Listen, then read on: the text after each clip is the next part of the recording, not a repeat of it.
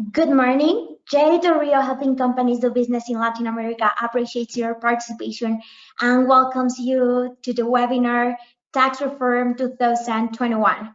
My name is Renata Aguilar. I am tax manager at Jay Rio, and it's my pleasure to introduce Montserrat Colin, tax partner, and Victor Ramos, tax director at Jay Rio.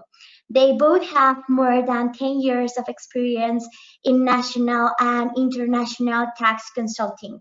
We all are based in Mexico City, and please feel free to send your questions during the transmission, and we will be happy to answer them at the Q&A session at the end of the webinar. On today's webinar agenda, we will talk about the general economic policy. We will talk about the modifications to the revenue law, to the value-added tax law, Mexican income tax law, federal tax code, and of course, the proposed labor reform. With this being said, we will open today's webinar, and I'll give the word to Victor. So, as an introduction, on September 8, the 2021 economic plan was submitted before Congress. Among other documents, the economic plan includes the 2021 Federal Revenue Act project and a project of decree that reforms, enacts, and repeals several provisions of the Mexican income tax law, the value-added tax law, the excise tax law, and the federal fiscal code. Some weeks later, in summary, all proposed changes sent by the executive on September 8 were approved with some minor changes and would become in force on January the 1st, 2021. Additionally, in recent days, a draft bill that will prohibit the subcontracting of personnel and regulate the rendering of specialized services and work was submitted to Congress. The draft bill, if passed, would reform various provisions of the federal labor law, social security law, National Workers Housing Fund Institute law, federal tax code, income tax law, and value-added tax law. So let's jump to our first topic, the economic policy. As stated in the media, the economic package is consistent with President Obrador's commitment on not raising taxes during his first 2 years in office. The 2021 tax reform also clarifies and amplifies the value-added tax treatment on digital services, which has been continuously discussed during the last year. To have a better understanding of the current situation from a Mexican tax perspective, we need to consider the outbreak of COVID-19, which, as you all may know, is resulting in a health crisis and a drop in economic activity without precedent in recent history.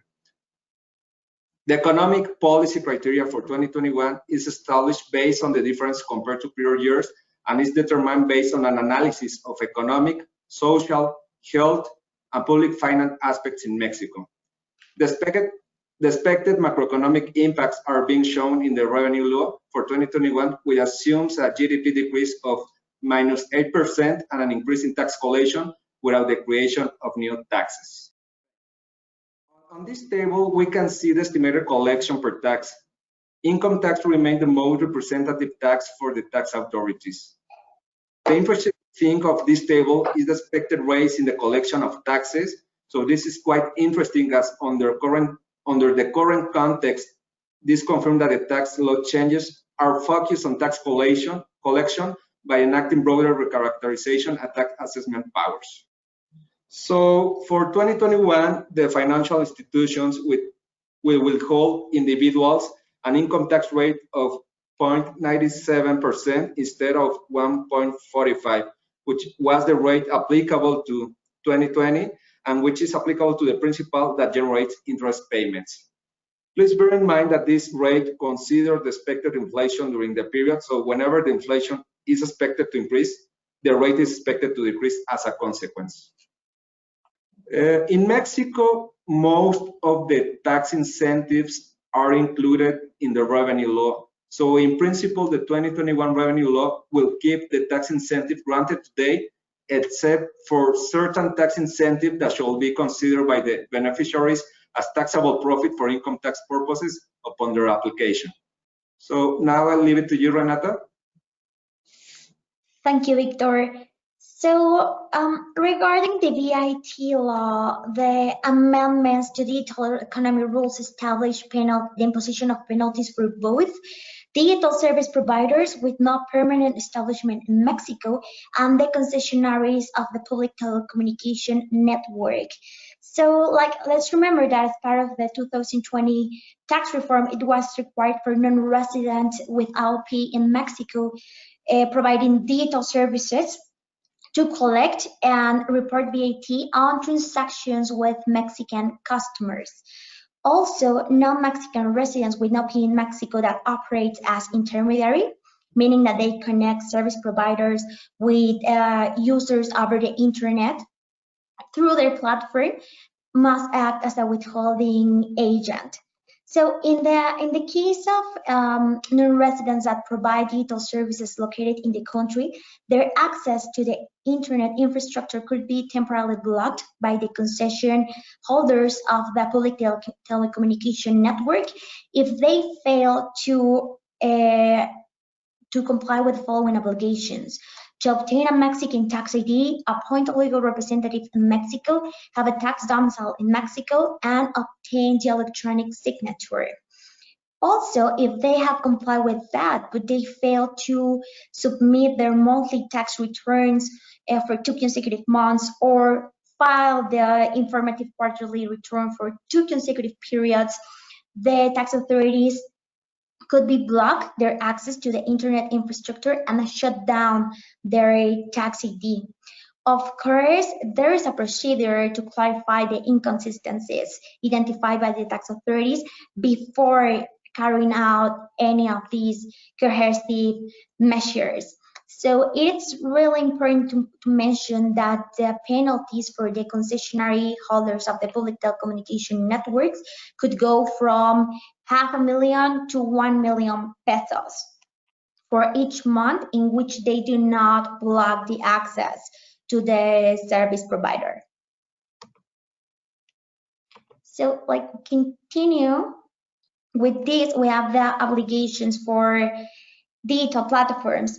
So the new rules expand the initial obligation of non-residents acting as intermediaries to withhold and remit the VAT to the tax authorities, now not only on transactions where the seller or the service provider is a Mexican individual, but also in those transactions in which the seller or the service provider is non-resident.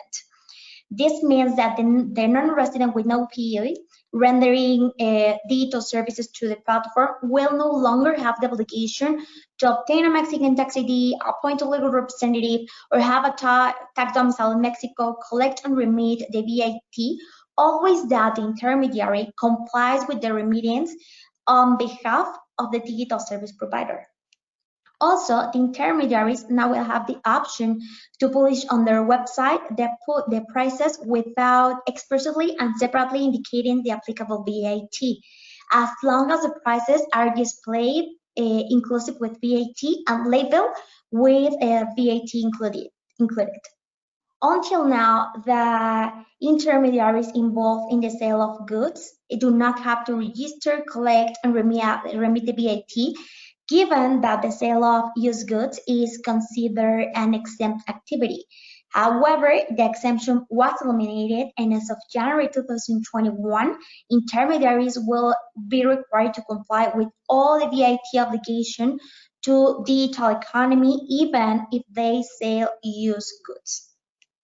And finally, the professional medical services rendered through civil societies or private welfare institutions will be considered an exempt activity.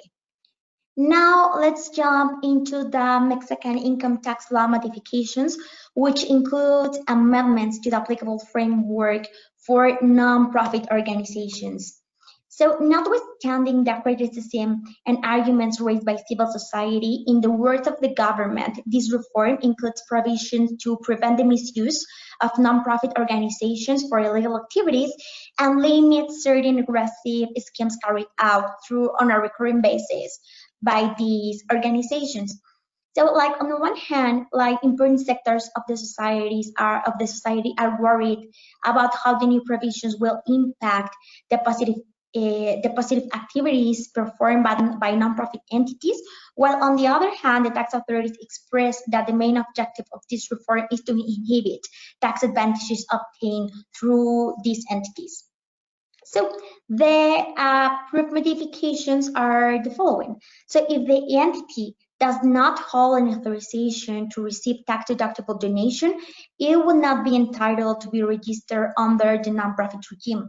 And the reasons to lose the authorization are when more of the 50% of their income derives from activities that differ from the purpose for which the institution was authorized, not issuing tax invoices or issuing them as a donation when they actually cover transactions different from a donation.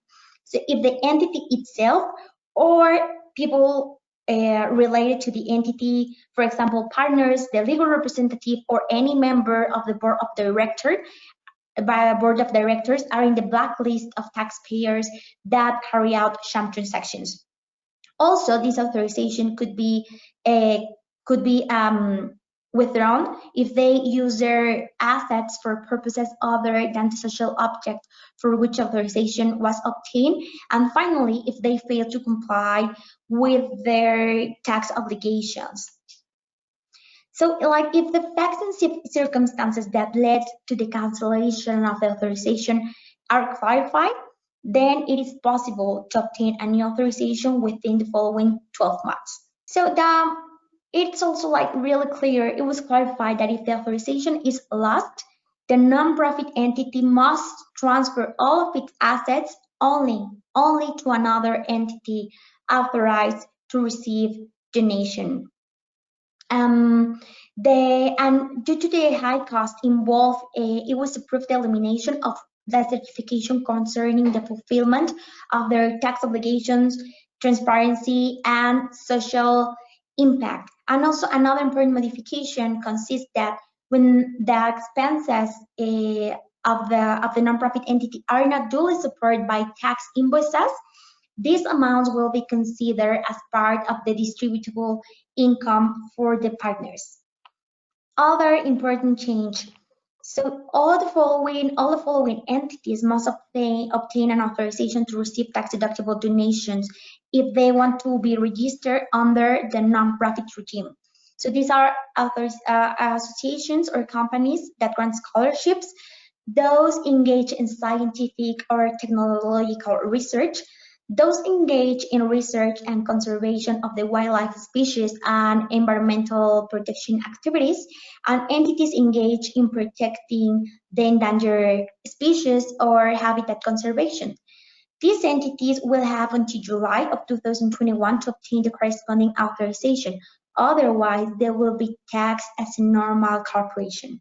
So moving on to the Maquiladora regime, these rules did not actually change except for a minor wording modification that reinforced the intent of the 2014 tax reform.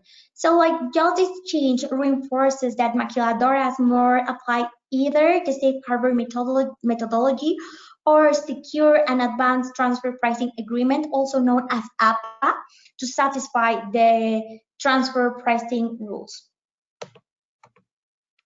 So moving on to another topic, the recharacterization of deemed salary income.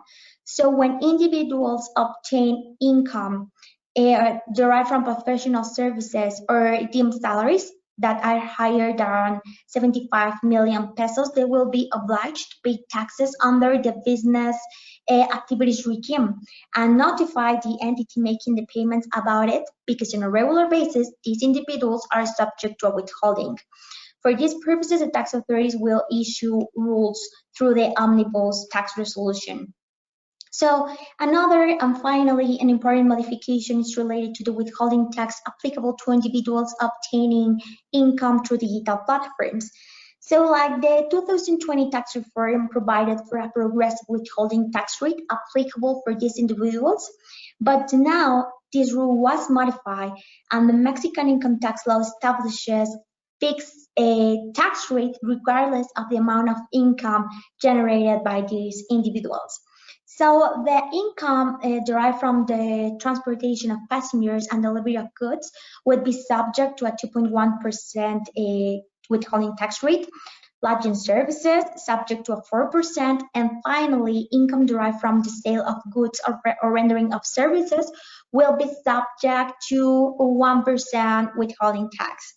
So these rates might sound that are too low, but for the people actually obtaining this type of income, it's a huge help, because there were a lot of complaints from this sector of the society.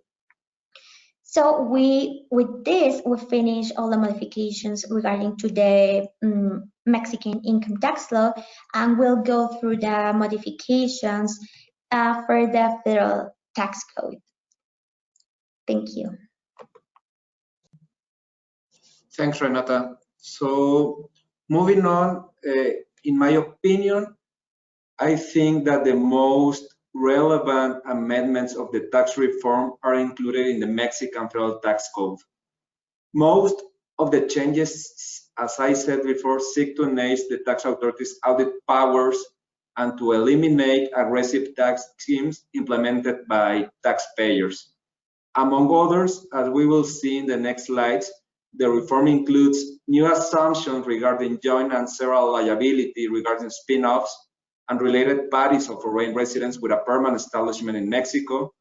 Also, it includes amendments on the Mexican General Anti-Avoidance Rule, as well as additional requirements for non-tax spin-off and adjustments in favorable balance refund procedures. So as part of last year's tax reform, Mexico established a general anti-avoidance rule that allows the Mexican tax authorities to recharacterize a transaction for tax purposes if it lacks a business purpose.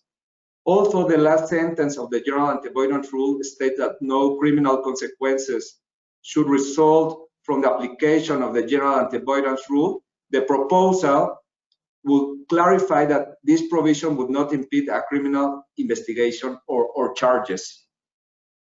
The bill also proposes amending Article 14 of the Federal Tax Code to specify that sales with deferred payments or installment will be considered as such when the entity issues a simplified tax receipt. For Mexican tax purposes, as you may all know, a spin-off is treated as tax-free transfer of assets if certain requirements are met. In an effort to address perceived abuse of tax spin-off, as a consequence of the tax reform, a spin-off would be treated as a taxable transfer when the spin-off increases the stockholders' equity in any of the entities involved, leading to the creation of provisions or accounting entry that did not exist prior to the spin-off. So in other words, the spin-off would be treated as a taxable transfer even if all of the other requirements are met. Also, as a consequence of the tax reform, joint liability may also apply to a spin-off that is treated as taxable transfer. Joint liability also would apply when foreign-related parties of Mexican resident companies have established a permanent establishment as a result of transactions conducted with the resident companies. On the other hand, as we may see in the point number 4, the reform considers as recognized markets not only the Mexican stock exchange, but any other corporation that obtains the concession title granted by the Ministry of Finance. The tax reform implies canceling the digital stamp of taxpayers that are issuers of tax receipts that have not disproven a presumed non-existent transaction or a presumed undue transfer of tax losses. So on point number 6, which is the next slide, with regard to refunds of favorable tax balances, a refund request shall be considered as not having been submitted when the taxpayer or the address provided by the taxpayer cannot be located in the federal taxpayer registry. In addition, in order to make the refund process more timely and efficient, the tax authority, in the event of several refund requests filed by the same taxpayer for the same type of tax, may decide whether it should be performed a single tax audit or all of the requests, or separately for each request, and then in either case issue a single ruling, which This may help companies to obtain a better cash flow due to the current crisis. Thank you. Now let's talk about the verification visits. We have important modifications and many modifications to the way in which tax authorities will carry out verification visits to taxpayers' domicile. So it's clarified that places where the visits may be carried out include not only offices but also warehouses or any place where administrative activities take place. So the refusing to sign the official letter containing all the facts and circumstances observed by the tax authorities performing the visit does not undermine the validity of the act. And this was clarified because in the past, some taxpayers just refused to sign and they eventually argued that it was not a valid visit. Also, the tax authorities now have the power to use information not only provided by the taxpayer, but also by third parties when performing this visit to evaluate the circumstances subject to review. Actually, the provision says like any information like databases or third parties information, which databases we don't know. What we know now is that they can use almost everything that they have at hand. So, and finally, if the tax authorities considers that more than one visit is required, they will have the power to come back as many times as necessary until everything is clear for them. So regarding the tax audit report, it is established that the CPA that has prepared the tax audit report, besides providing the tax authorities work papers related to the work, should appear before them to explain and make all the needed clarifications. In the past, the Mexican courts ruled on the matter, establishing that the CPA was obliged only to provide the evidence of its work, but not to be called before tax authorities. And regarding the audits related to foreign trade taxes, the CPA should also observe custom taxes and tax duties. Custom and tax duties. So the deadlines to fulfill with tax authorities requirement information. The period to provide information to the tax authorities in the case of difficult to obtain information is extended from 6 to 10 days. And regarding the electronics reviews, it is proposed that they should not last more than 6 months, except for those electronic reviews concerning trade taxes, in which case the review should not exceed for 2 years. In the case of international, if an international verification was requested. Okay, so moving on to the improper transmission of tax losses. So right now, the Article 69B of the Federal Tax Code establishes that when the tax authorities detect that taxpayers issue electronic invoices without having the assets, the staff, the infrastructure, or the material capacity to provide services or sell goods, or if the taxpayer is not located, the operation supported by those tax invoices will be considered as non-existent. So the modification included in the Federal Tax Code clarifies that if the taxpayers obtain tax losses applying deductions that do not comply with tax requirements, regardless of the legal form of the deduction, the tax authorities could require them to provide all the information related to the purpose of the transaction, which should be related to the business activity and not only have been performed to obtain a tax benefit. So if the taxpayer fails to correct its tax situation, the tax authorities will have the right to conduct an audit without detriment of any penalty that may be applicable. Also, it's very important to mention that the improper transfer of tax losses under the Article 69B piece of the Federal Tax Code is a punishable offense. Now let's talk about the conclusive agreement, which is a legal figure that has raised its answer to the many complaints of taxpayers being audited.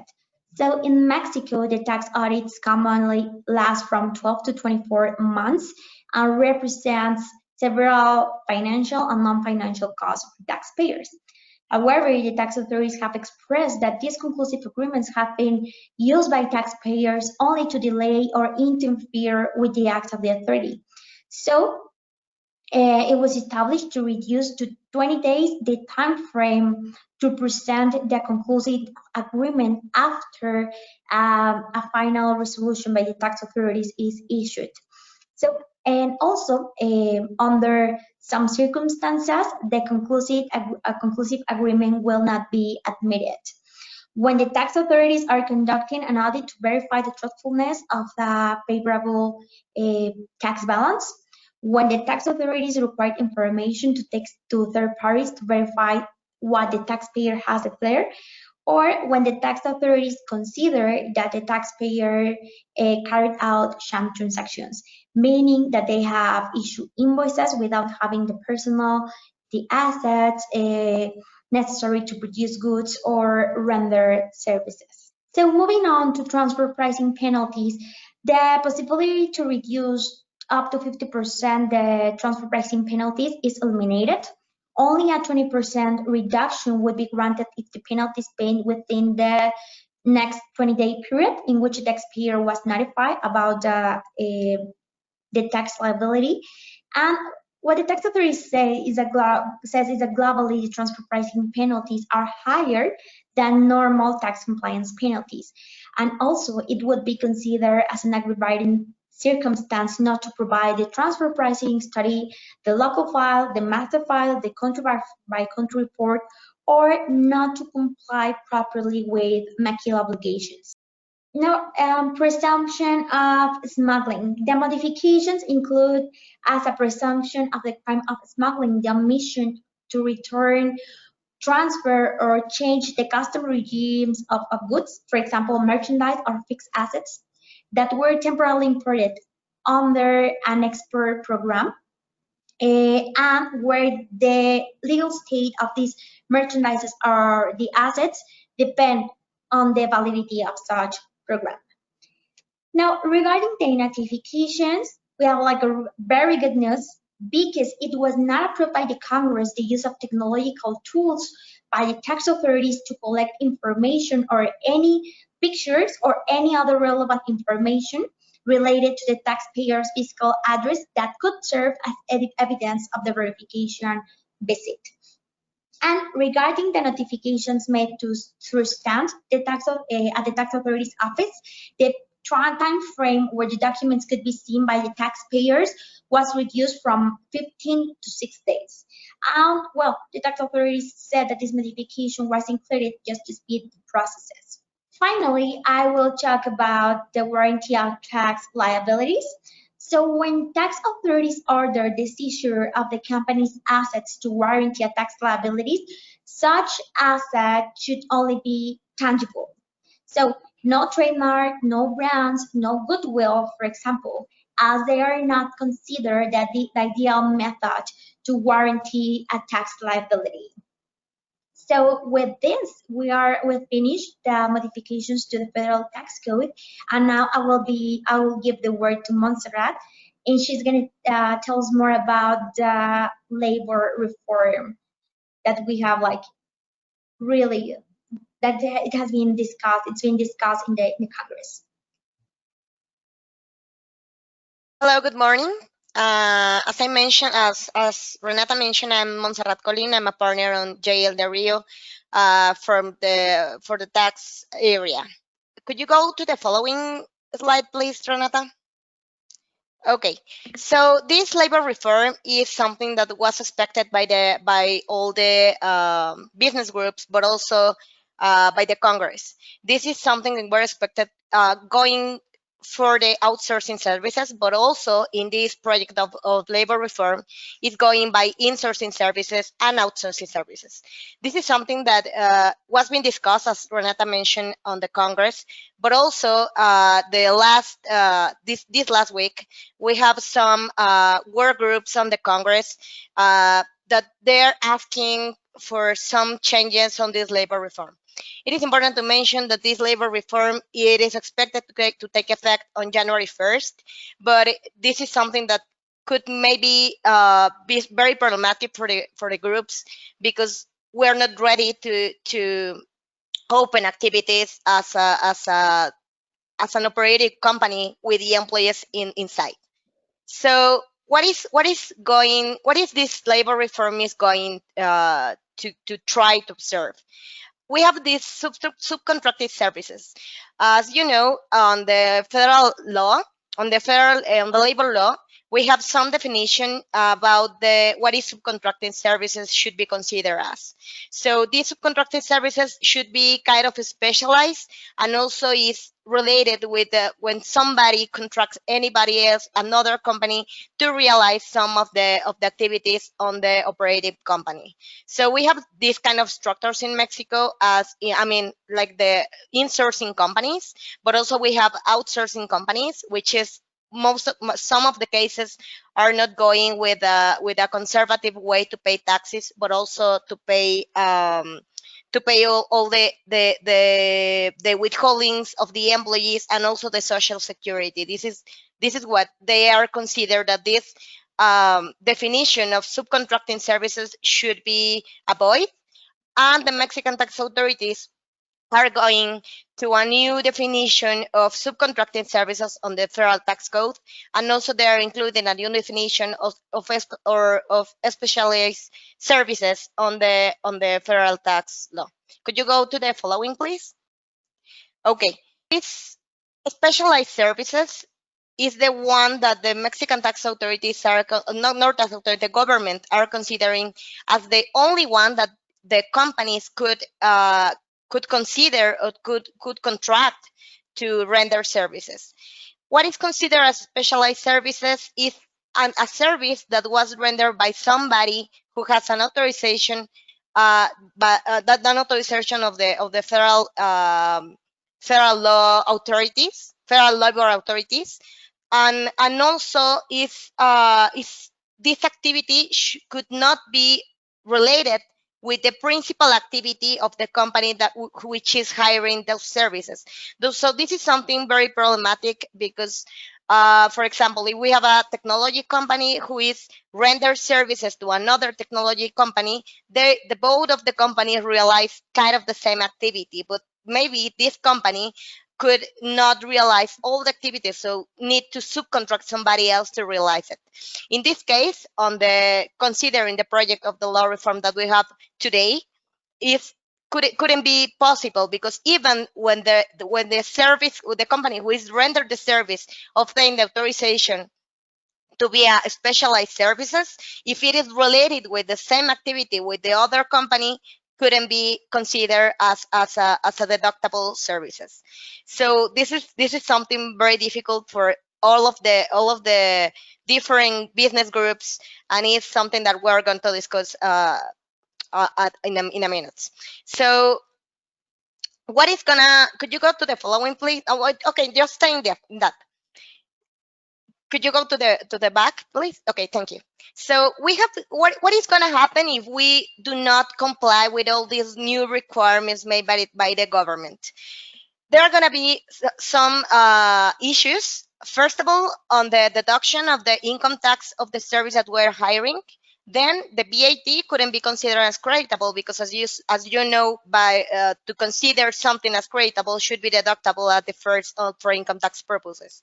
But also we have some penalties that couldn't be very high, could be very high, and there are some of the penalties mentioned that those penalties could be something for the people who is hiring the service, but also for the people who is for the company who is rendered the service, and also could be for legal representative owners. Could be something that could be very expensive for the companies, but also could be something I will mention later, that could be something that would be considered as something which is not good on a view by the government and the tax authorities. It's something illegal. So when I mention illegal, it's something that could be it is different. It's a different penalty. That just paying money is something that could be very important for the companies. So on these general points, as I mentioned, specialized services is it says are not considered part of the main purpose of the entity receiving the service. What is the principal issue here? And it's something that was discussed on the open commission made yesterday and the day before. Is something that it is not I mean, at this moment, we just know that shouldn't be related with the main purpose of the core business of the company who is hiring the service. What is the issue here? What it should be considered as main purpose? Should be considered the one what was made on the Constitution, I mean, on our legal documents, or should be the main activity that we submit before the tax authorities. Could be other, could be something, the percentage of the income that we have on the company, or also maybe we could consider the one that Mexican tax authorities consider for NOL's purposes, which is the INEGI list of main activities. So this is something that is not, I mean, determined on this project, and it's something that the business groups are asking for. Also, in order to have this authorization for specialized activities, we need to have particular rules. On this project, we have on the second transitory a period of 4 months to the tax authorities or the government determine which are the particular rules to obtain the specialization. So on these 4 months in January, I mean, if it enter into force in January, we have 4 months when we don't have any particular rule to obtain this specialization. So what is going to happen on these 4 months? So this is a gray area that we do not have determined yet on the project. And also, if we go on later to that 4 months when we have particular rules, we go for this authorization.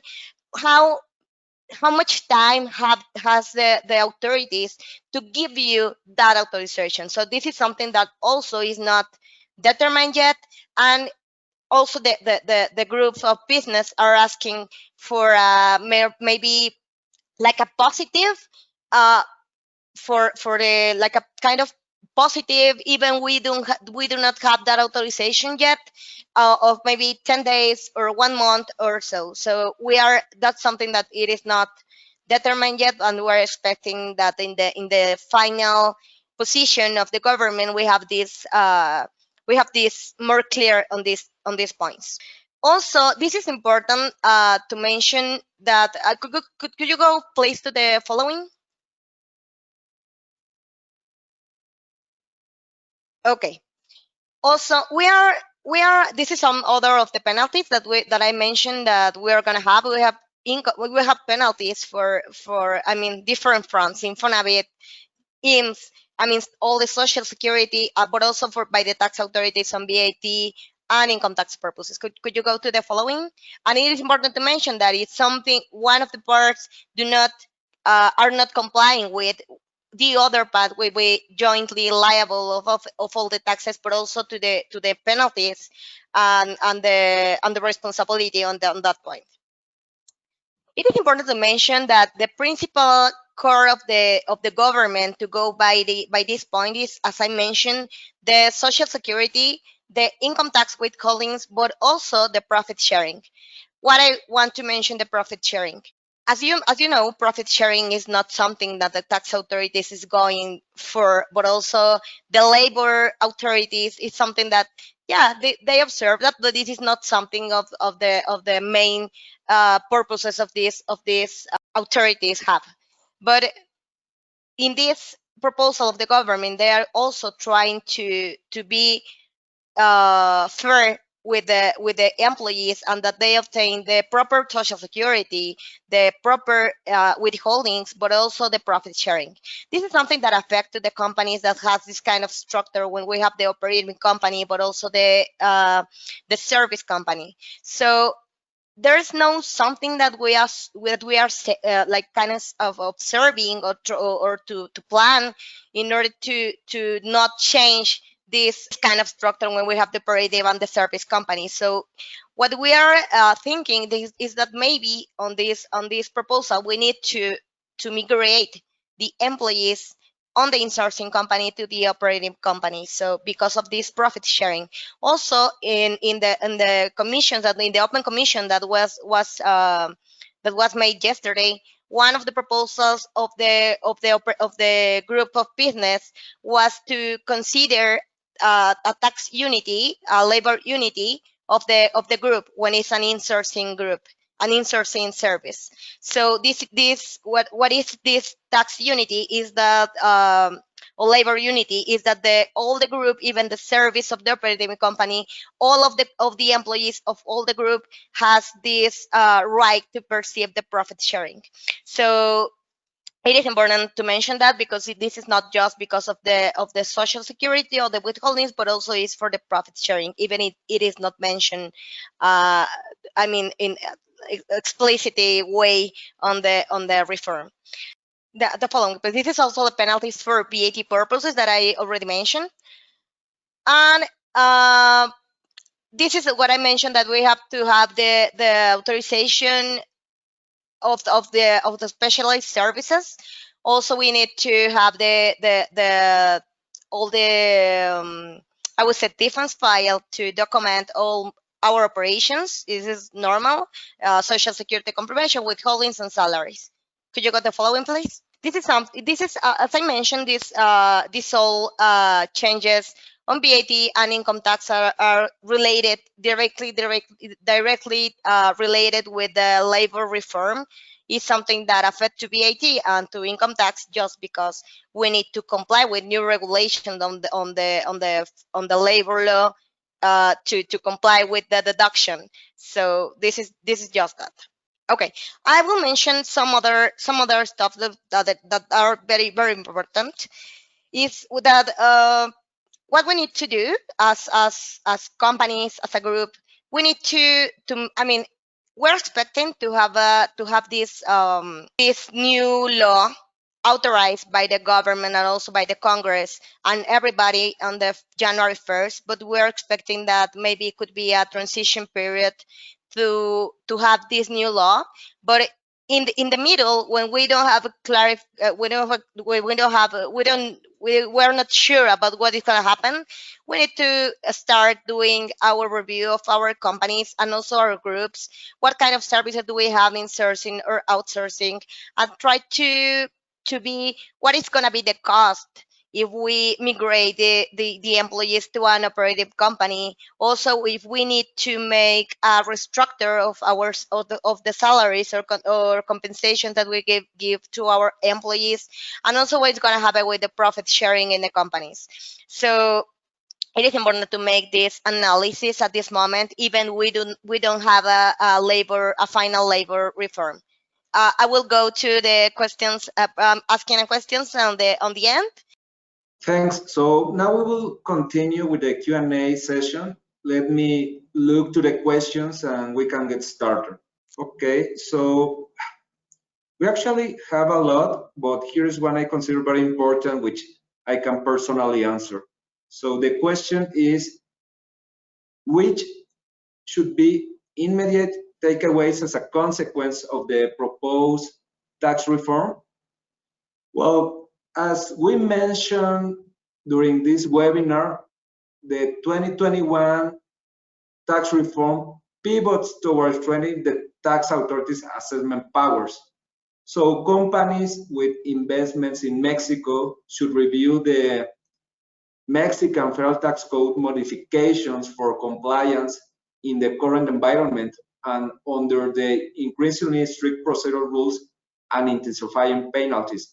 So what I'm trying to say that our regulation has become more compliant, and we need to take a deep look on this.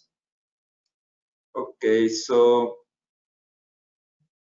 I have one for you, Renata. It's about digital services.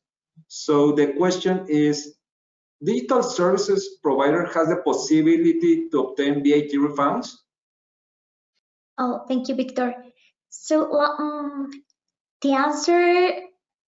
the quick answer would be no. The digital service providers are not entitled to credit VAT. They just collect and remit. there is no VAT calculation for them, and no tax refund could be claimed. Thanks, Renata. I agree. So let's move to another one. Here is a good one. So, which are your general thoughts about which are your general thoughts related to the proposed tax reform? Do you think we are aligned with the OECD countries? Well, I think I can take this too. So personally, I think that in Mexico, the problem is not the tax mix, which is not very different from other OECD countries, but rather than the low share of tax revenues in GDP combined with unnecessary complexities in the tax design. So let's say that as a consequence, the key challenge is to increase the potential revenue during or the potential revenue raising capacity, which has been the starting point of the last tax reform proposals. I have another one. Actually, I have a lot related to labor, but I think I will leave them to the end so Monse can answer them. But there's one for you, Renata, too. When is the service provider going to be relieved from Mexican tax obligations? Okay, so this is the new modification. When we have non-resident that is making business through a digital platform, for example, rendering services or selling goods, then the digital platform will have the obligation to withhold and remit the VAT on its behalf. So meaning that this non-resident will not have the obligation to obtain a Mexican tax ID or appoint a legal representative or have a tax address. In the very beginning, back in 2020 reform, this was just not, this was something that was not regulated by the authorities. So this, we didn't know how to apply these rules for them because there was actually no rule. Now we know that as long as the intermediary acts as the withholding agent on his behalf, this person will have no obligations for VAT purposes, only the intermediary. Thanks, Renata. Very interesting. So, as I said, let's move to some labor questions. I have one that is the following. It says, in relation with the project of the labor reform, which are the following steps for the companies in Mexico? Okay, thank you so much, Victor. This is a very interesting question, and as I already mentioned, this is something that should be analyzed by the companies. I mean, there are three principal activities that the companies could do. And all of it are related to migrate the employees on an insourcing structure to the operating company, and also with the outsourcing or specialized services that we need to verify that the services that the providers has this authorization of specialized services. In this moment, what we recommend to do is to make this analysis of cost to migrate the employees to the operating company. Also, maybe a re-engineering of these salaries, and also the social security that we give to the employees, and also what is going to be the cost of profit sharing on the operating company when we migrate the employees.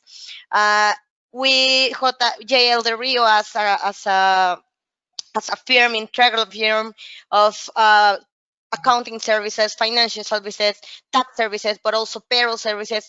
We are offering our clients to make this analysis and also to try to take the best, I would say, the best option to move the employees and to comply with all the new regulations if it is approved as we have in this project. Thank you, Victor. Thanks, Monse. Yeah, I agree with you, Monse. So also, if you need some help from J Del Rio, you have our contact detail in this slide, and we will be happy to assist on this analysis, which Monse is mentioning. So the next question, also related to labor, is the following. I think you already mentioned, Monse, but probably worth it to repeat it. So the question is, when is pretended to be approved the labor reform, and when this law should be applicable for the companies in Mexico? Okay, the project, it is expected to be approved on, on this maybe following week. That's what we're expecting to, and should be applicable for on January 1st.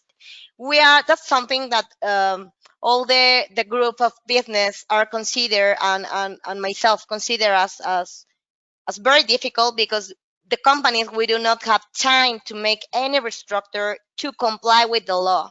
So we need to have a transition period to make all the changes to comply with. What the groups of business are asking for is a transition period of maybe 6 months or 1 year to be applied for January 22. So we're expecting that transition period. But if we don't have this transition period, we need to make something to comply with on January 1st.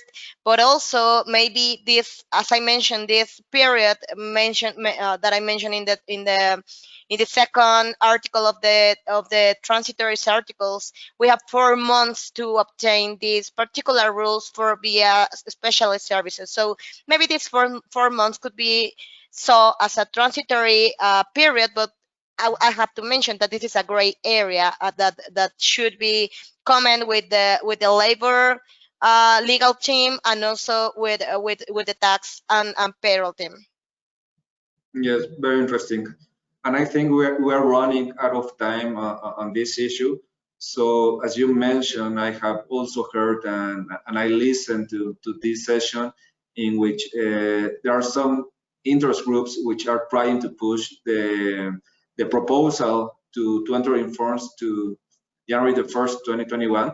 So all the companies may be aligned with all necessary requirements, which I personally think if it's entering into force within the next months, this won't be possible.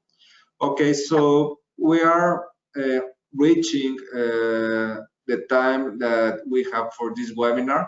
I will just want to have one final question. So it's also related to labor. And Monse, from your perspective, which are the most important points that must be considered or included on labor reform project? Thank you. This is very important because, as I mentioned, one of the points should be the transitory period, in order to give the companies the time to restructure the current structure to comply with the law. So this transitory period is very important for me. So we expected to have it. The second point is a clarification of what principal or core business activities it is considered. What is, because we have, as I mentioned, maybe we have 3 options or 4. One of it is the one that we have in the Constitution on the legal documents.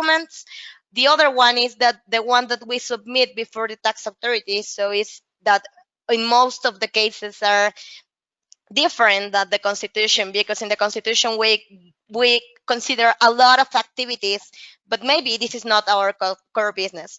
And also maybe could be the one that we saw our incomes, which is the highest percentage of our incomes related with. Maybe this is the core business activity.